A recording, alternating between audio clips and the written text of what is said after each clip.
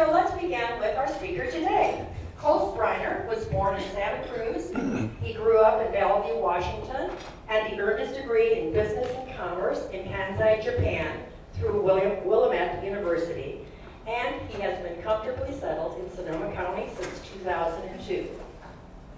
He is a transformational practitioner, I know you all know what that is, and a former teacher and ed tech pioneer who led the team that worked with thousands of classrooms with an online learning platform that provides a discussion for teachers and students.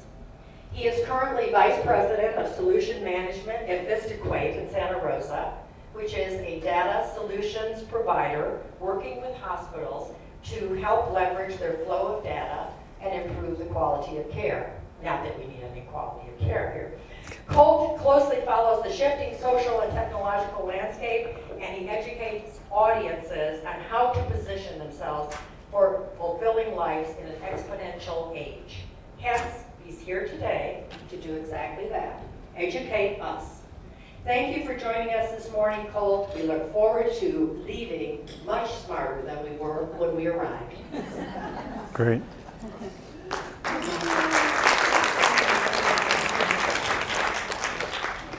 And thank you so much, Lorraine, for the introduction and coordinating me to be here. And Jackie, thank you so much for suggesting the forum. I really appreciate it. So I'm very excited about what I'm talking with you folks today. I seem to get more excited about this topic every time I speak on it. I have been helping audiences understand the exponential age for a couple years now. And it's a combination of creating people who are fascinated and people who are terrified. Today, what I really want to focus on, this is actually the third module in my whole series. This one specifically focuses on what are the opportunities that the exponential age presents. I think a lot of people are still sort of thinking about the degree of opportunity that they have enjoyed in the past and imagining that that's where they're at right now. But it's actually gone much beyond that. In the exponential age, we have access to so many things at an unprecedented level, right? You can see the list here. I'm going to speak to each one of these, but I'm going to do it fairly quickly because this is actually a 45-minute talk that I'm packing into 20 minutes. Access to knowledge. Okay, these are the easy ones, right? Google, Wikipedia. I don't know if you guys know Wolfram Alpha. Wolfram Alpha is a place that you can go to get the formulas for if you need to know the tensile strength of concrete or something like that. Yes, you can get that from Wolfram Alpha, and it actually can perform the calculations for you. So really getting access to knowledge and capabilities that you may not currently have. But what do I really mean? So these websites and the internet in general give us access to the collective intelligence of mankind, really right at our fingertips. So I don't know how to make wine, blueberry wine or any kind of wine, but I can go onto YouTube and there's somebody out there who's, in fact, there's dozens of people out there who have created tutorials on how to do these things. I had a dryer at my house break down. Broke down. It was no longer heat. It was spinning and the air was blowing, but it didn't have any more heat. I've never fixed a dryer before, but I thought, you know what, let me see if I can do this. I went on YouTube, I unplugged the dryer. I went on YouTube and I identified which part was missing, or broken rather. I ordered that part. I've never ordered a part like this before, but it's there and you can get it from Maytag. And I put it in, following a tutorial. This is an instruction on how to retouch your photographs in Lightroom. So if you like to take photographs, but it didn't turn out quite the way you want, and you're thinking, oh, well, I need somebody who does Photoshop. Truly you don't. Lightroom is a program that you can get, and the tutorials are actually very easy to follow, and you can tell by the ratings on the tutorials, right? So accessing this kind of knowledge. I don't know if you need to know how to build a 1,000-shot Nerf blaster, but I mean, I only put this one up here to illustrate how broad the breadth of knowledge really is that you have access to. If you can think of something that you want to do. How do I replace the transom on the back of a 14-foot aluminum boat? I had to learn that myself. I actually recently did that. It's like, you know, it's really crazy. So we think about this privilege of education and access to institutions that the billionaires' children have, let's say. And we can lament that the rest of us, so to speak, maybe don't have access to those institutions or that level of education, but that's actually no longer true. All the universities listed here and many more that I don't have listed offer their instruction through webcams for free. You don't get your paper graded by the professor and you don't actually get the degree, but you can get that same education. It's free online right now. These are some of the most well-recognized institutions in the world. These are online universities or programs that you can attend, Khan Academy, Udemy. These are places where you can go to learn an enormous variety of skills.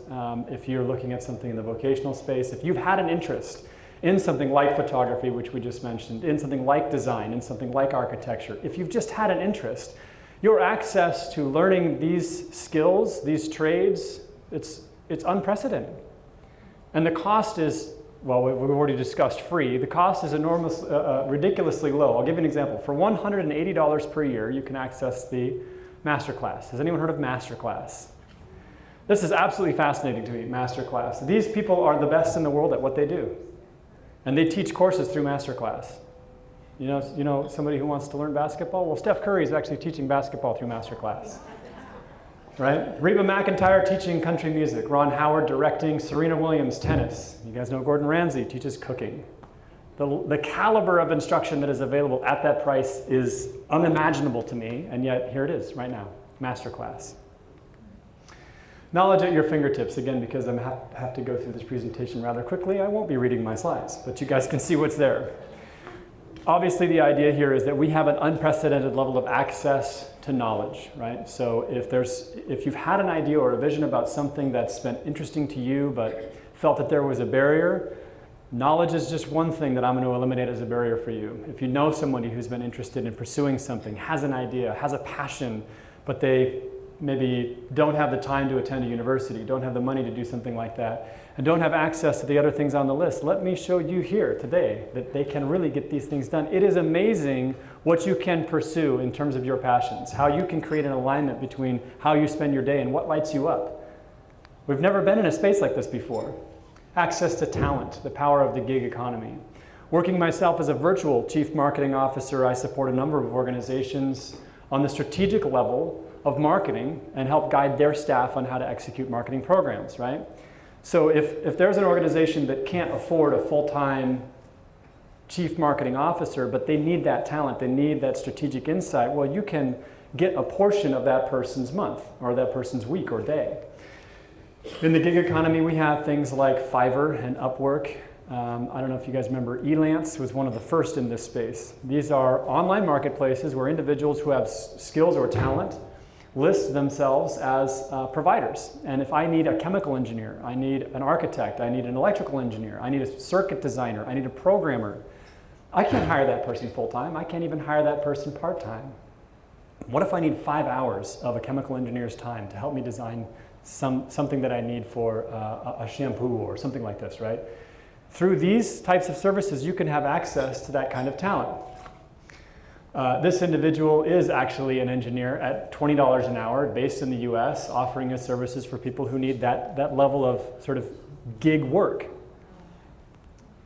Here we go. It's just a few examples, right? This list is huge, right? If you've thought about writing a book, but writing's not your thing, and you can sit down with somebody and just spill it out. Describe what's fascinating to you and the ideas that are in your head. There's somebody out there who knows how to turn that into a great book, or help you build a presentation because they're a designer and they know how to make slides that look attractive, right?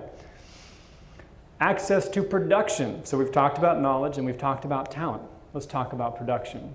I have an idea for a widget. I have an idea for an alarm clock on your nightstand. I have an idea for a toy for toddlers, whatever it might be. CAD designing, computer-aided drafting. I don't know how to do that. That's not my thing. But I had an idea in 1998 for a battery-powered LED light stick. And there was a gentleman based out of Sebastopol, Tom Greer with Gizmo Designs. He was offering himself as a gig worker for CAD design. He gave me the CAD design that I sent to the manufacturer to have the molds made, and boom, I'm in production with a product. Took it up to 10,000 units a month and I sold it. Now we have access to 3D printing.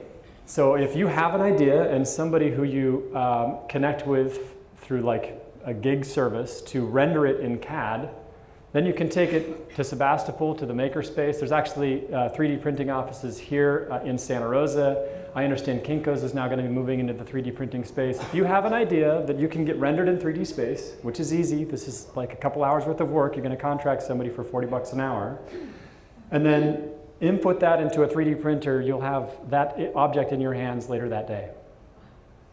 From idea to physical object. This is interesting. So I probably should have a black and white picture to make this look like a bad thing. I'm going to get a color image for this next time I do this presentation.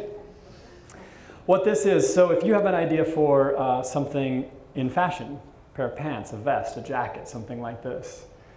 It used to be that the barrier for that was, well, I don't have a facility to produce runs of a garment. I can't do that. Well, now you can contract garment making facilities for as few as 30 units. 30 units. So just get a run and then put it up online. You've seen websites like Etsy, artists creating one-offs. Now artists are creating multi-offs, right? This is called microfacturing. Access to these production capabilities is also unprecedented. What is that? That's a CNC machine. It grinds blocks of metal down to whatever shape you're looking for. I think I have examples of shapes right there. Sorry, I'm tracking my time. That's why I'm looking at my phone. Halfway done. This is, if you have an idea for a widget or something like this that needs to be machined, well, does anyone here have a $1.5 million CNC machine? Okay, that's fine. Well, this is the list of the groups in the Santa Rosa area that are offering CNC machines by the hour. Right? So again, if you can render something in computer-aided drafting, plenty of people even in Santa Rosa that do this work on an hourly basis, and then you want a chunk of metal to turn into that object and have it in your hands later that day, there you go. This is a maker space. We have one of these out in Sebastopol and they're popping up all over the place. If you don't have a welder, you don't have the machines that you need like a lathe, if you don't have the kind of computers that you need, if you don't have 3D printers, if you don't have whatever it is. The list here, I don't know if I'm going to be able to read this list given the size. I'll try to read it off the screen. Yeah, okay. Oh, these are the classes, right? 3D printing basics, silicone mold making, laser maintenance day. So if you don't have the printers, if you don't have the sewing machines, if you don't have any of the machines that you need, you can subscribe to environments like this where you can go and just playground all of the machines that are in there to create what it is that you have in your mind, or just to have fun. We have access to production capacities that used to just be available to multi-million-dollar organizations. Just as individuals, you have access to all these production capacities now. Access to audience. This is a major shift, right? So if you have an idea and what you really want to do is bring an idea to market, well, I don't have the $1 million marketing budget. I'm not going to do that, right? Also totally changed. Pinterest, LinkedIn, Facebook, YouTube, Twitter. These environments give individuals access to millions very easily. I don't know how to use Twitter. Well, guess what? There's somebody out there who does, right? And you can contract them for a day a week or a half a day a week if you want to. If you want to learn it yourself, we'll go back to the first part of this presentation. Get on YouTube and for 5 minutes, get the basics. I don't know how to do LinkedIn. I've never been on there. Easy fix, right? I don't know have access to the how do I reach all these things are done. And it's just a matter of choosing to do the steps that I'm showing you here. Access, let me go back actually before we're done with this. If you have something that you're passionate about, I'm not even talking about creating something, I'm talking about sharing something. This is what I do, right? That's why this camera's here. Every talk that I do, I now post on YouTube. I'm reaching audiences with what I'm passionate about, and those audiences find other people that want to hear what I'm presenting, right? Because the opportunities of the exponential age are significant, and that's what lights me up, right? So if people see that I'm lit up and that works for them and they want to share that with other people, that peer-to-peer networking possibility really opens up so much. And I'm just doing something that I really love to do right now. Doing something that I really love to do in a space like this is meaningful. You get to reach a lot of people and share something that's important and valuable. Access to funding, microfinancing. So these are websites that you may have heard of. Kickstarter is probably the most popular among them. Indiegogo, also pretty popular.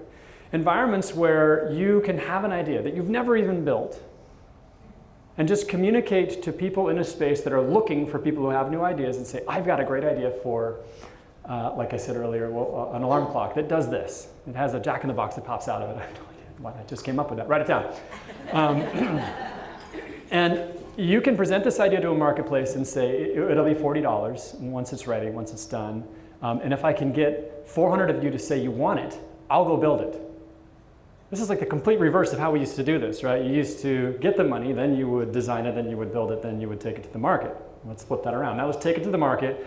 We'll get the money from the market, then we'll build it, and then we'll be done, right? So this is like, just take an idea, put it in front of an audience.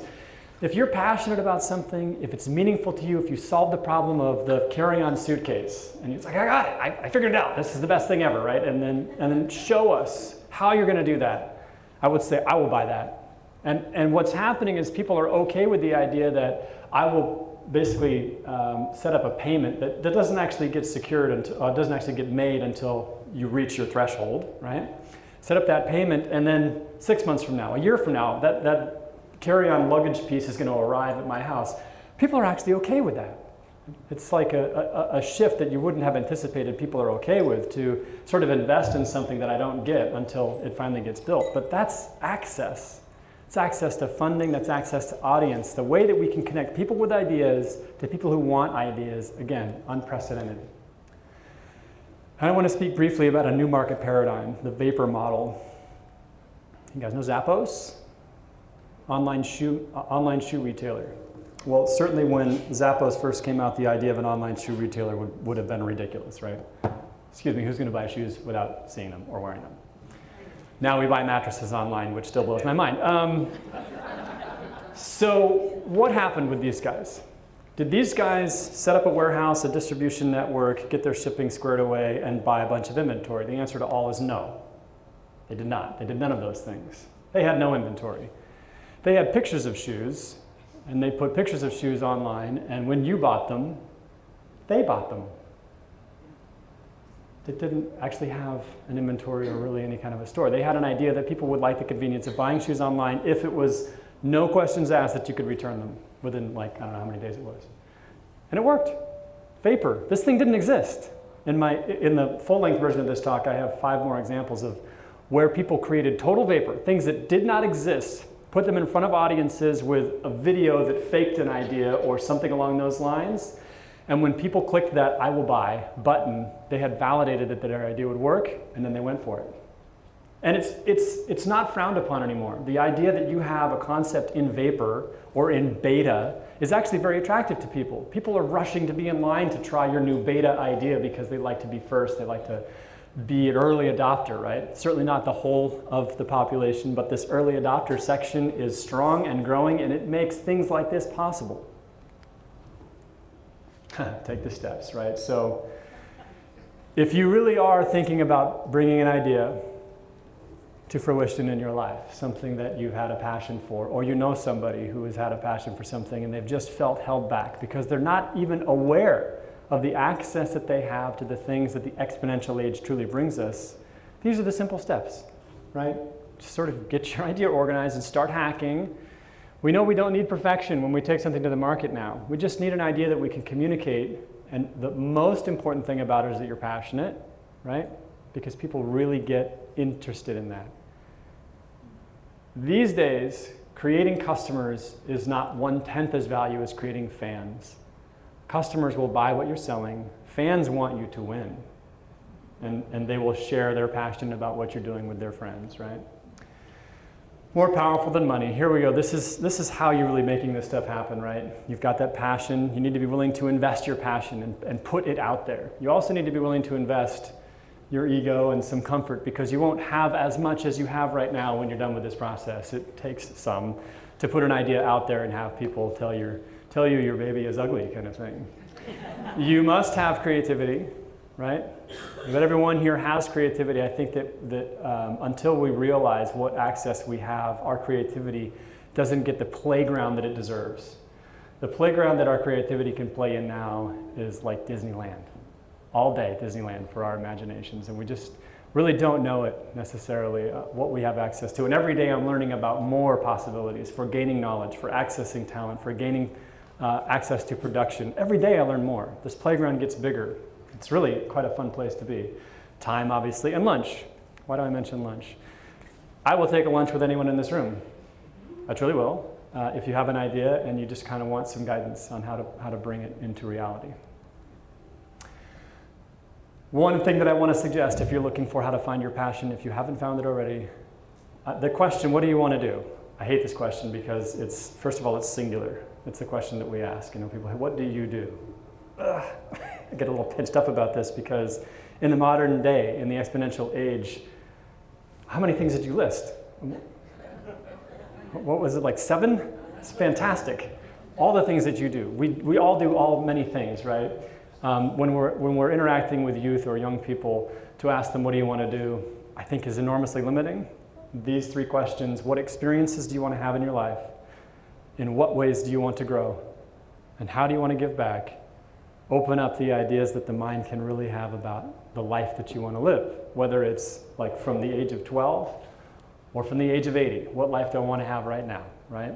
These 3 questions help really get people organized in their minds about their passions. Start with these questions, and you can really understand the direction you can go in. And this is what, hang on. Remote in this hand. This is what I do, right? This is a passion for me, and I've been given this opportunity because of the access to audience that I have, and people who see my YouTube videos and ask me to come have these talks. If you know an audience that would like a talk like this, any one of the modules of the Exponential Age program, I'm delighted. This is fun for me. I love doing this.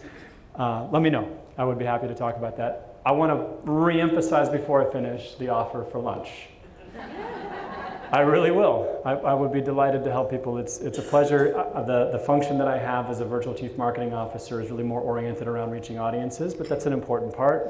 I have been involved in the creation of many technologies, from napkin sketch to market success.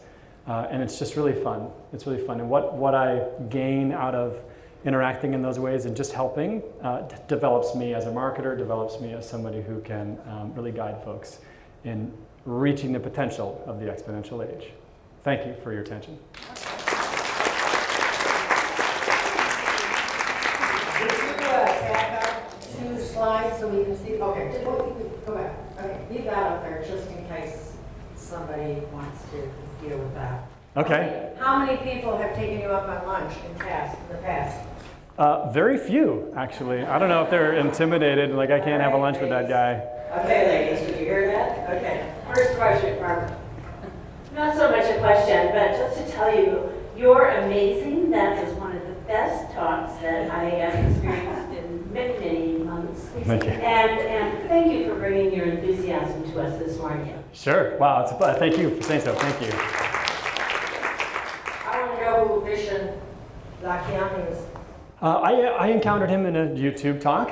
And this was very meaningful to me. I actually have a whole list now. I've basically been creating a curriculum, the Exponential Age curriculum, and I've got this list of resources and YouTube videos and other PowerPoint decks, things like that. This talk, this 3 questions talk, is one of the videos that I have in sort of the resources list of the Exponential Age curriculum.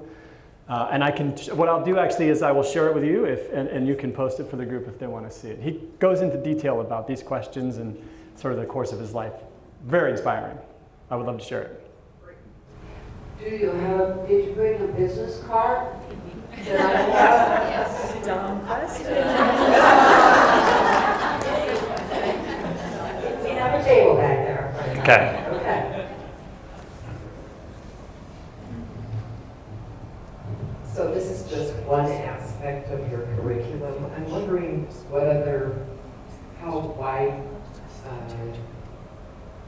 how far out your other presentations go. Pretty far out now. What they include. Thank you for that question. So the first module in the curriculum is really understanding what's shifting. We talk about the winners and losers. We cover like Blockbuster, Tower Records, other major retailers that have gone out of business. Big shifts for large incumbent players that had massive revenues and just gone in very short amount of time from the peak to done. And then some of the newest players that have jumped into the space. We talk about Airbnb, we talk about Uber, a number of other organizations like that, and how the career space is shifting. This is one of the talks that I mentioned, terrifies people. Then there's the second module, the one right before this one, speaks to sort of socioeconomic major shifts. We talk about assumptions that people are still carrying about how things work that really are shifting a lot. People go into college, let's say, with the idea of single degree, single career, until I retire retirement even is becoming kind of a question now, right? And we examine all of these incumbent assumptions and really see what does still hold and what do we really need to look more closely at. And then there's this talk is number 3, and then after this we get pretty trippy after that. Now the rest of it, is we do some talk on interpersonal exploration, understanding how the primal brain isn't necessarily designed to cleanly function in this space. We're in a radical space relative to what the human brain was initially created to do, and what does that create in terms of possibility and problems. We go through those things and a lot more. I'll be happy to share the outline of the full curriculum so you guys can see it. Thanks for asking. So this is not to throw water on it, but to say you've got all this access and all this information out there. What about the security side of what you have out there, information about yourself, about your ideas, and protecting those so that if the idea matters or makes sense, yes, that you can benefit? Are you talking about intellectual property protection? Partly that, yes. Also just the whole element of access for good, which is what you're talking about. Ooh, yeah, those are 2 big questions. Okay. Sorry.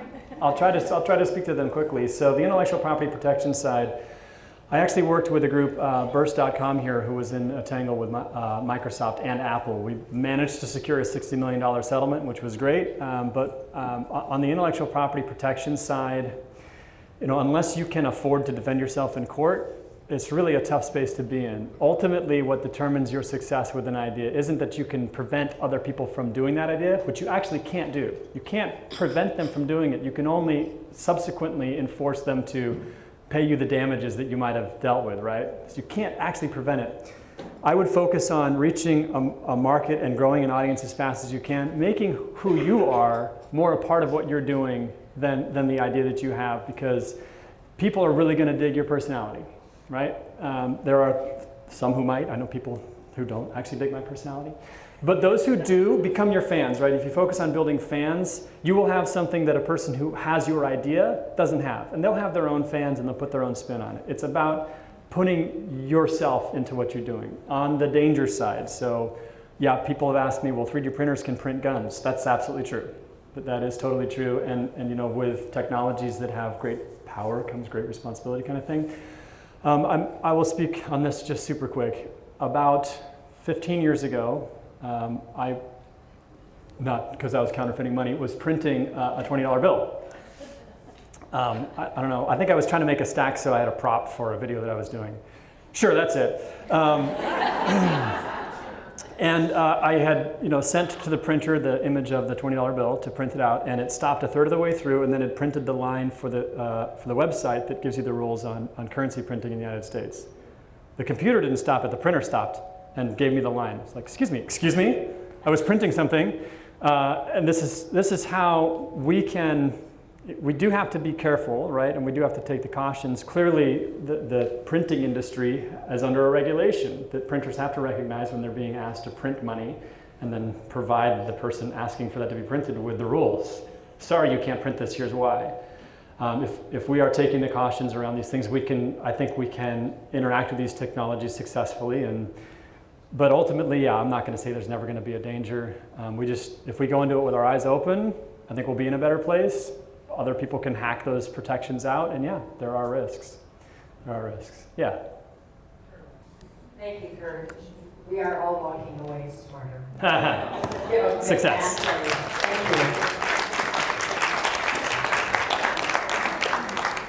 you. Feel free to stick around and ask Colt some questions.